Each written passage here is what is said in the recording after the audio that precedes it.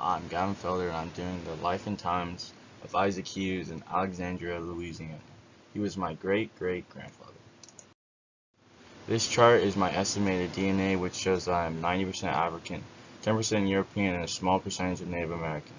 For this report, I will focus on my ancestors that resided in Alexandria, Louisiana during the post-Civil War era, World War I, and through the Great Depression. In 1769, the section of what is now Rapids Parish was deeded by France to Spain.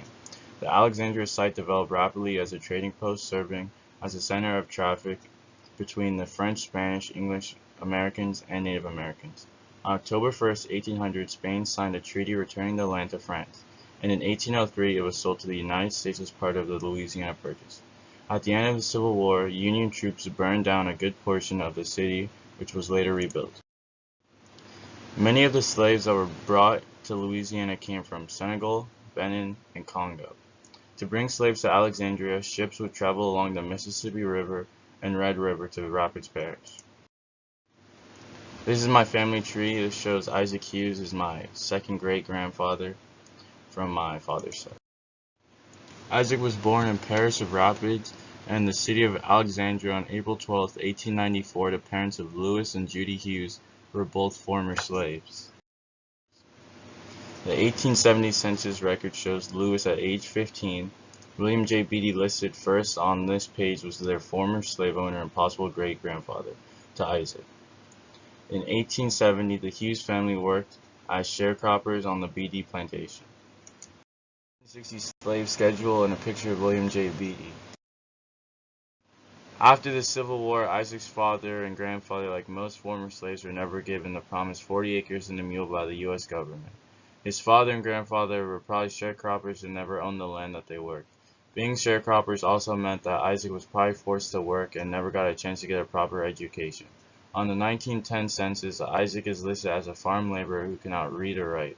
Also, the family is no longer living on the Beatty farm. Cotton, sweet potatoes, and sugarcane were the main crops in Alexandria around the early 1900s. Isaac mostly farmed all of these crops during his lifetime. Boats on the Red River would send these crops to various markets. In 1891, the Louisiana legislature had officially segregated the railroads within the state. In 1892, Homer Plessy, an active member of a New Orleans civil rights organization, bought a first-class ticket on a train and attempted to sit among whites. After he was arrested for breaking the law, Plessy sued the railroad company, his lawyers arguing that segregation denied him equal protection under the law as guaranteed by the 14th Amendment. In 1896, however, the U.S. Supreme Court upheld Louisiana law in its decision on Plessy v. Ferguson. Justice Henry Brown stated that segregation did not deprive Plessy of his rights, nor did it make him an inferior person. Hence, separate but equal became the law of the land. For example, this meant that for Isaac or any black person that they could probably not stay or eat at the Bentley Hotel where Isaac would one day work. Louisiana, like other southern states, sought to limit the right to vote for African Americans. In 1896, about 164,088 whites and 130,344 blacks were registered. However, after state laws changed in 1899 to limit voting rights such that by 1904 only 1,718 blacks were registered, which is almost a 94% decrease, while white voter numbers remain roughly the same. At some point during Isaac's late teens or early 20s, he decided to look for work outside of farming. Given Isaac's lack of education, he was limited to service or labor jobs, including laying rail for streetcar lines. He also would work as elevator operator at Simon Bros department store in downtown Alexandria around 1970. Isaac was drafted into the Army and enlisted on June 19, 1918. Many Southern blacks wanted to serve, but racism prevented many from doing so unless they were landowners, in which case they got drafted first. Isaac was stationed at Camp Pike in Arkansas in a military support role.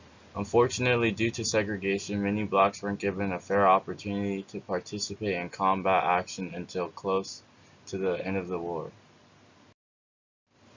Many African American veterans returned home from World War I eager to continue the fight for freedom and equality. However, many veterans were met with discrimination upon return.